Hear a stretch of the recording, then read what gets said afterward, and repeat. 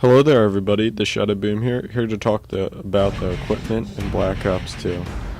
I'll be honest with you guys, the equipment isn't anything special compared to the last two games. I think they put two new things in for some reason, and just to keep it fresh, and kept everything else out. But so let's get started. So the frag is now called the grenade, and I honestly never think frags were that good. I'm more of a Semtex person if I do use a grenade, and then, you know.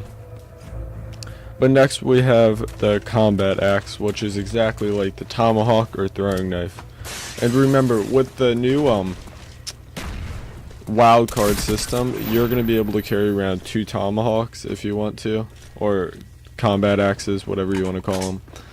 And so if you're a riot shielder, this could be so helpful if you could just have like two combat axes. You throw one, the guy thinks you're done, and he comes up to knife you, and you just combat axe him again. So this looks like a lot of fun. And you can also do this with C4. Now talking about C4, C4 is the same exact thing as the last game. In Black Ops 1, they give you two C4. But in Modern Warfare 3, they only gave you one C4 when you equipped it. I honestly think C4 is the most underrated kill streak in the game. Or not kill streak, sorry, equipment in the game. It is really good. I'm surprised I don't see more people using it. I don't know why it's really good. I don't think it's that much different than the Semtex and frag. But just for some reason, it's a ton of fun using it. Then we go on to the Semtex, which of course is like the last game where you could stick Semtex to literally anything you want. Semtex anything. And that's pretty awesome. So you can stick it to the wall, floor, ceiling, other players. That's how I get a lot of achievements. Just stick Semtex to someone to go to their teammates and blow them all up. But anyway, I'm probably not going to be using the frag. I might not even unlock it with one of my unlock tokens and just go straight to the combat axe, Semtex, and C4 because I know I will use all of them. Then the bouncing Betty will probably be the same as the frag. I won't unlock it. I honestly don't think the bouncing Betty is that good. I would definitely prefer Claymore over a bouncing Betty because as soon as the bouncing Betty goes off, and like Modern Warfare 3, it was so easy to dodge it because you can just go prone and it won't affect you at all. So I mean, you will not find me with a bouncing Betty or frag. I'm not even going to waste my unlock tokens on those two things. Then next we have a Claymore, which it's going to be weird if people have wildcards, two Claymores. There's three doors to a building, they have two Claymores and they're guarding one of them. Because that is kind of camping, like promoting camping, but I don't think this will happen that much, especially because there's no assassin when you're sitting still.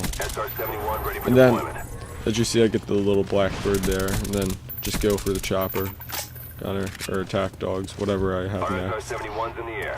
But anyway, then we move on to the tactical equipment. The tactical equipment, for the most part, is the same. There's two new things, but we start off with a smoke grenade, extremely underrated. If you have thermal, which I'm definitely, you'll see a video with me, thermal and the Vector.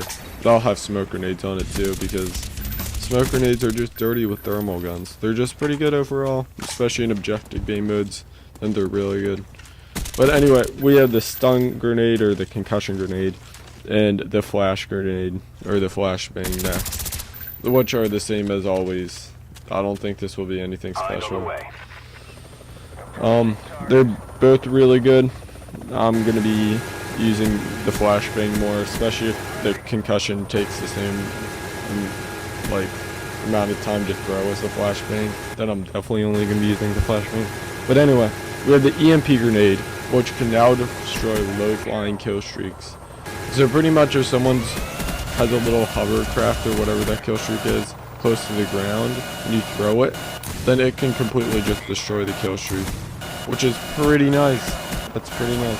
And we have the sensor grenade, which, well, I think the motion sensor was pretty cheap in Modern Warfare 3. I think a lot of things are cheap, by the way.